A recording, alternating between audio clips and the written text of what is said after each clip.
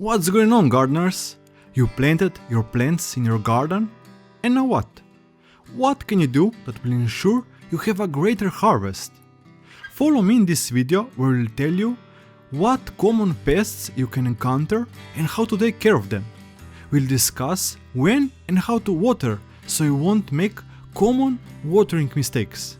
In the end, I will show you how to prune your plants so they will produce you fruits and not leaves.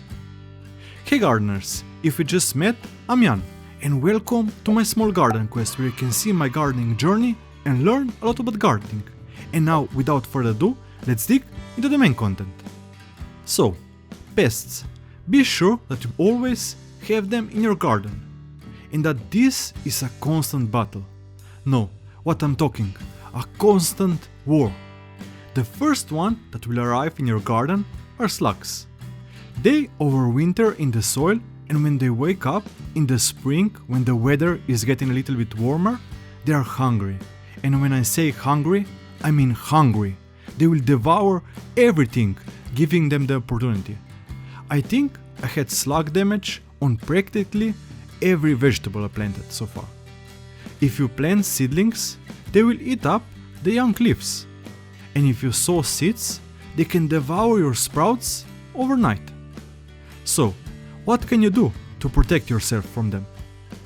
The first thing you can do is to make your garden uninviting.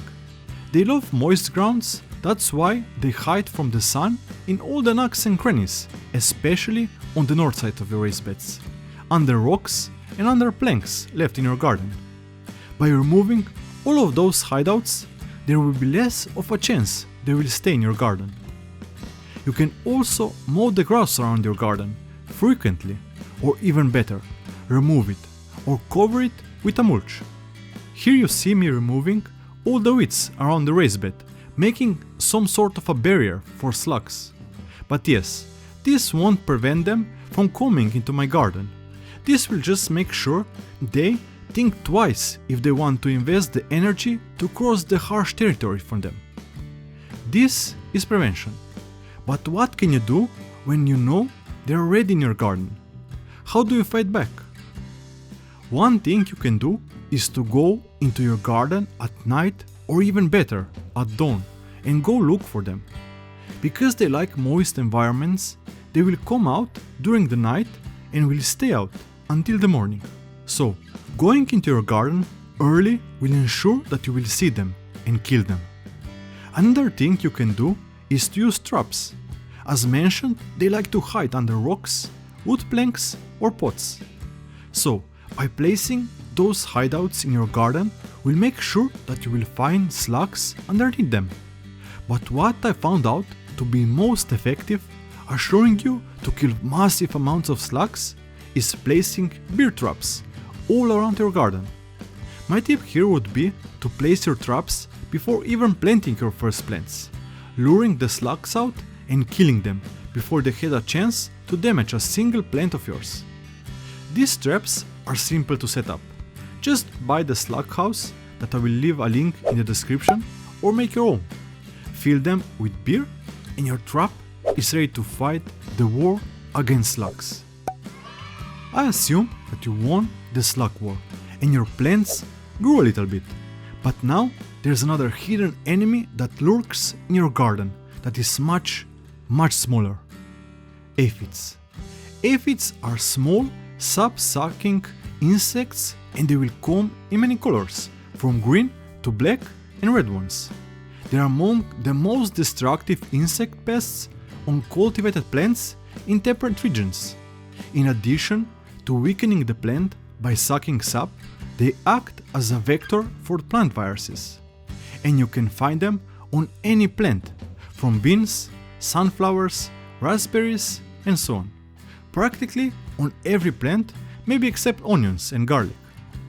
Controlling aphids is not easy. Insecticides do not always produce reliable results, giving the resistance to several classes of insecticides, and the fact that aphids often feed on the underside of leaves. So, spraying the top part of the leaf won't have much of an effect. On a garden scale, water jets and soapy sprays are quite effective.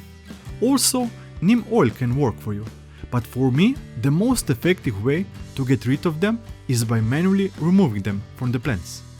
For me, this is a relaxing job, like popping bubble wraps. But yes, I have a small garden, so this technique could not be viable for you. The most effective natural enemy are predatory ladybugs. The only problem is that aphids are almost always protected by their bodyguards, ants. Ants will feed on the sweet excrement that aphids produce when eating the sap from your plants. And because there can be many aphids, this sweet excrement can represent a big food source for the ant colony. Thus, they are willing to protect it with their life. Here, see how ants did build soil structures around the plants to protect the aphids?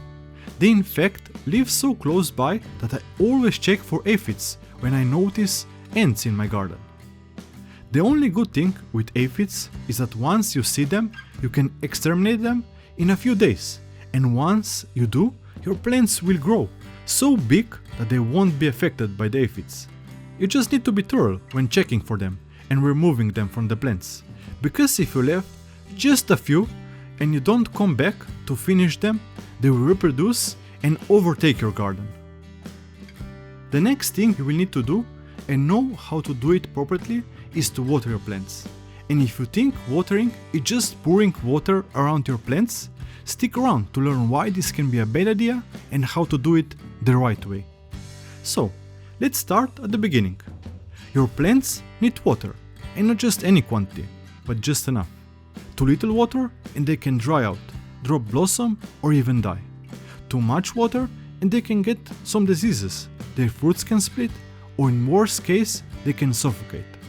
So, the first mistake many gardeners are making is not checking the soil moisture every time they're in their garden, and thus eventually over or underwater their plants. To solve this problem, simply check your soil moisture by sticking your thumb into the soil, or by checking if there is moisture an inch or so under the soil level, every time you're in your garden. The next thing you need to know is that you need to water your plants close to the ground. This will prevent splashing of soil onto your plants. You know, because soil can contain diseases, splashing it to your plants can cause that the disease would be transmitted onto your plants. To avoid that, when watering, have your watering can as low to the ground as possible, avoiding any unwanted splashes. Another tip I can give you on watering is to try to water your plants in the right time of the day. Yes, if you live away from your garden and you have a tight schedule, water your plants when you're in your garden and if they need it, no matter the time of the day. But if you have your garden in your backyard or close to your house, try to water your plants just before sunset. And one tip I can give you that will ensure that you water your plants just the right way, at the right time and at the right height is to use olas. I use them with my tomatoes, but I'm thinking to expand them to my entire garden. To learn more about them, go check the link that I will leave you in the top right corner. After watering your plants the right way and protecting them from common pests, they will start to grow taller and taller, and at some point you will need to prune them, so they will grow you more fruits and not just leaves. Zucchini is one of the plants that needs to be pruned if you want to continue to grow lots of zucchinis and not just leaves. Zucchini can grow into a big bush, and its big leaves can cover the flowers, hiding them from pollinators. Also, the big leaves will reduce airflow and can cause mildew problems on your plants. Here, just prune all the leaves up to the top crown. Zucchini need just a few of them to continue to grow vigorously. Eggplant is another plant that needs to be pruned. Here you won't remove just leaves, but you will also need to remove all the side branches, leaving only two main branches in a shape of an Y. Last but not least are all the vining plants, melons, cucumbers and of course tomatoes. Here we'll need to prune them to a single stem and removing them all the bottom leaves to allow airflow. And if you want to see a complete tutorial on how to prune tomato suckers and leaves, follow the video that pop on the screen. If you like this video, don't forget to like it and subscribe so you won't miss any other gardening tips and tricks. Happy gardening!